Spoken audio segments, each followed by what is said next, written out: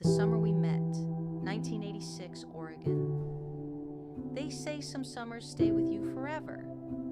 For me, it was the summer of 1986, the year I turned 19, the year I fell in love, and the year everything changed. Ashland was the kind of small town where time moved slower, where the biggest event of the week was the Friday night movie at the old outdoor theater, and where everyone knew your name, or at least your parents' names. I had just finished my freshman year at college and was home for the break, working part-time at the local bookstore. It was dusty and quiet, and smelled like old pages and cheap coffee, which, in other words, was perfect. That's where I met him, James Whitaker.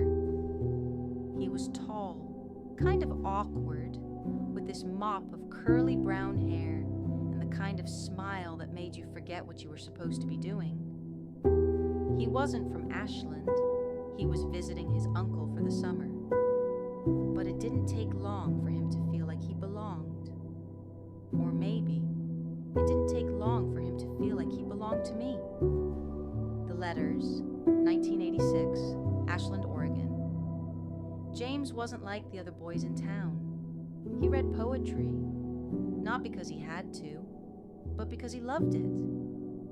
He'd quote lines from Neruda or Whitman like they were part of everyday conversation, and somehow it never sounded forced. We started seeing each other almost every day, at the bookstore, at the river, walking downtown with melting ice cream cones. He carried a camera everywhere, always trying to capture a moment before it forgets itself, as he put it. One afternoon, as we sat under the oak tree in Lithia Park, he handed me a letter. No envelope, just folded notebook paper, creased and warm from his pocket. Inside, he had written about me. The way I laughed, the way I tilted my head when I was thinking, the way he said I made the world feel less temporary. It was the first of many. By the end of the summer, I had a box full of his letters, each one a piece of him. Honest, messy, beautiful. He said the world was moving too fast, and if we couldn't slow it down, we could at least write it down.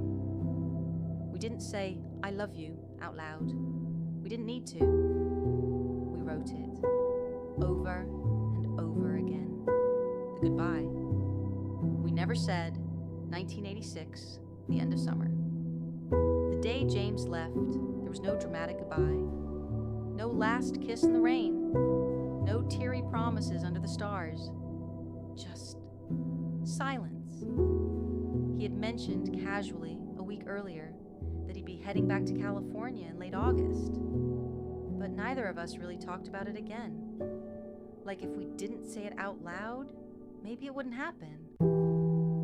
That morning, I showed up to the bookstore like always, and he wasn't there. No note, no explanation, just gone. I waited. An hour, then 2. I walked to the park. I checked the riverbank. I even passed by his uncle's house, but the porch was empty, the windows closed. That night, I opened the box of letters he had written me and realized something I hadn't noticed before. On the back of each one, in small handwriting, was a date. Each letter had been numbered, 54 in total. And on the last one, the very last line, he had written, "If you're reading this one, it means I couldn't say goodbye. I hope you understand." Chapter 4. The voice on the radio, 1991, Eugene, Oregon. 5 years had passed. Life moved on. Or at least, that's what I kept telling myself. I transferred to a state college in Eugene, studied art history, and tried my best to forget the boy who wrote me letters. But sometimes forgetting isn't a choice. It's a performance. One cold October night, I was driving home from class, the kind of night when fog hugs the road and everything feels haunted. I turned on the radio, some late-night college station, and there it was. A voice. Software familiar. Reading poetry. To the girl who made the world feel less temporary, if you're out there, know this. I never stopped writing. I just ran out of places to send the letters. I slammed the brakes, parked, listened. The DJ didn't say a name, didn't explain the message, just went on playing an old jazz record. But I knew it was him. Chapter 5. A town full of ghosts. 1993. Ashland, Oregon. I hadn't been back in years. Ashland was smaller than I remembered. Or maybe I'd just outgrown it. The bookstore was still there, but with new owners. The park where we used to talk for hours now had a parking lot. The riverbank had eroded away, just like the parts of me I'd tried to leave behind. I wasn't there to chase memories. At least, that's what I told myself.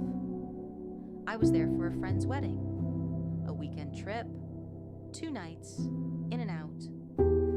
But when I checked into the little inn on Main Street, the woman at the desk paused. She looked at my name on the form.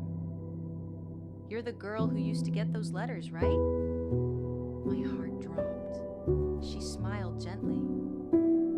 He used to come in here, asking if we'd seen you. Even left one of his poems on the bulletin board for months.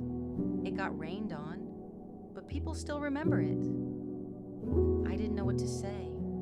The town had moved on, but it still remembered us, and that felt like both a comfort and a wound. Chapter 6. The final letter. 1994, Portland, Oregon. It arrived on a Tuesday. No return address, just my name. Written in that same careful handwriting I hadn't seen in nearly 8 years. I opened it slowly, hands trembling. Inside was a single page, a poem. No hello, no goodbye, just him.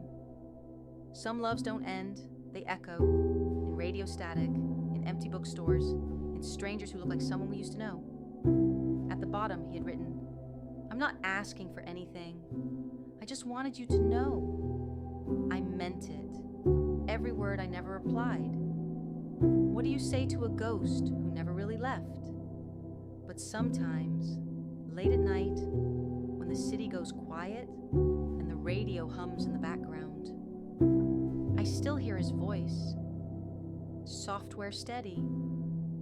Hopeful.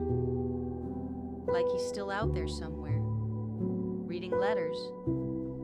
Only I was meant to hear.